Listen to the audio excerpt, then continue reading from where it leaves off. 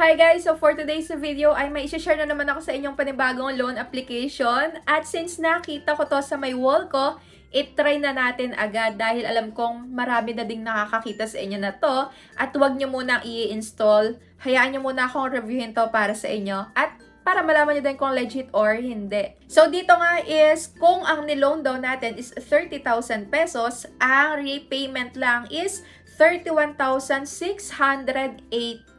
So, ang interest lang na madadagdag sa 30,000 pesos ay 1,680.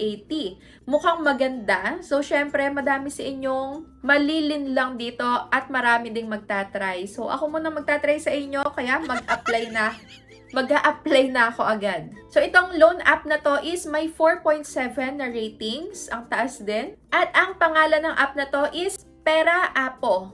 Pera-Apo?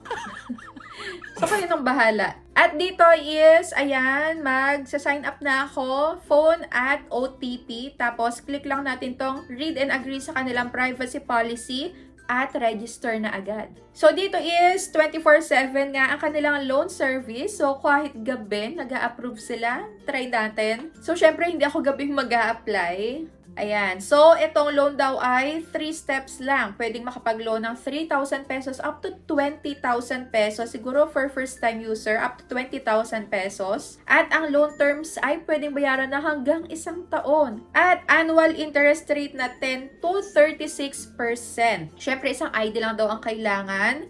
At mag-loan na tayo agad. So, dito, 4 nga lang ang ating sasagutan. At ang una nilang hinahanap is ID. So, kailangan lang nating ilagay ang first name, middle name, last name, mandatory ID type, ID number, saka birthday natin, at gender. So, dito, nalito ako.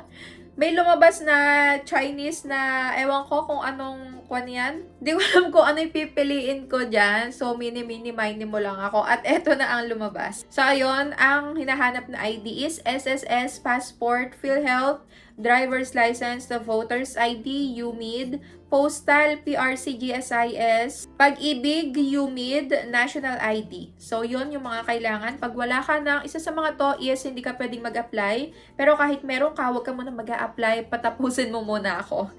So, ayun. Step 2 na agad. Yan. Lagay lang yung email.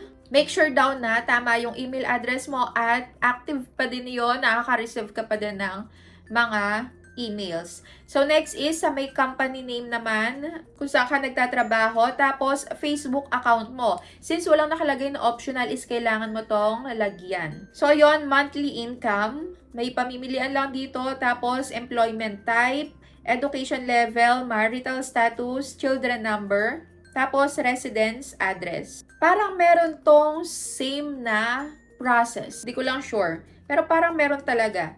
Ito yung mga kailangan or ito yung mga pamimilian sa employment type, BPO, financial services, private company employee, government employee, freelance, at iba pa. Oh, so pwede dito yung unemployed, housewife, student, pensioner or retired, contract employee. Okay. At pagka nalagay mo na yon pati yung address is dito na tayo sa may step 3. Ayan, contact references naman at nangihingi sila dito ng 5.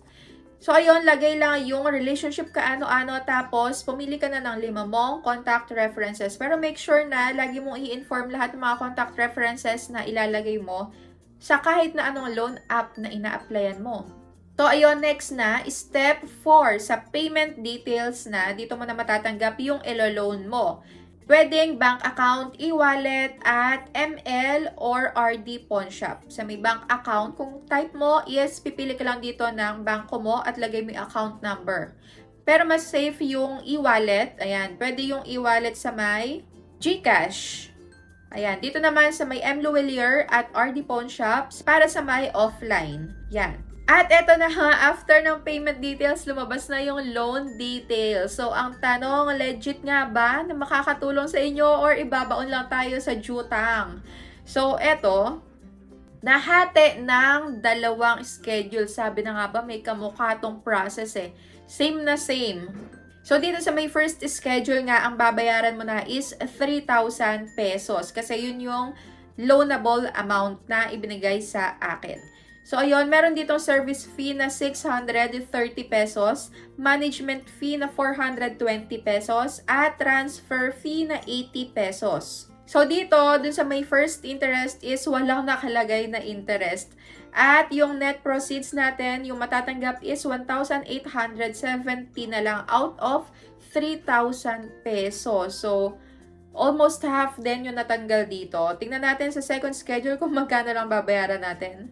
Okay? Sa second schedule, may babayaran ka pa, pero sa loob ng 173 days naman.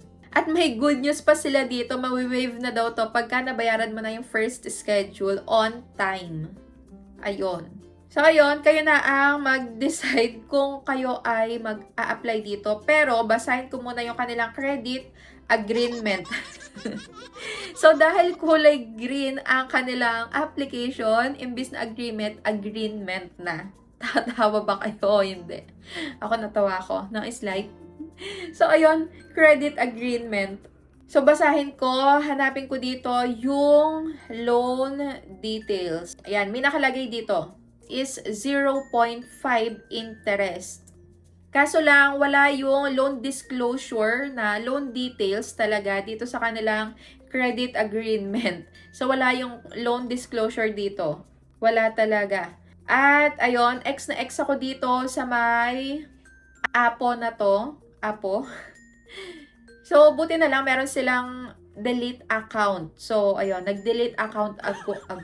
Nag-delete account ako agad. At, kung makikita nyo man to, in the future is iwasan nyo na lang, deadmahin nyo na lang dahil baka maloka kayo sa mga hidden charges nila. So, ayun, iwasan nyo yung mga ganitong too good to be true na mga loan application. Sa mga ads nila, huwag kayong magpapalin lang. Make sure na, ayan, tama yung ginagawa nyo, nanonood muna kayo ng mga ganitong loan application na review bago kayo mag-try. So, that's it for today's video. Thank you for watching.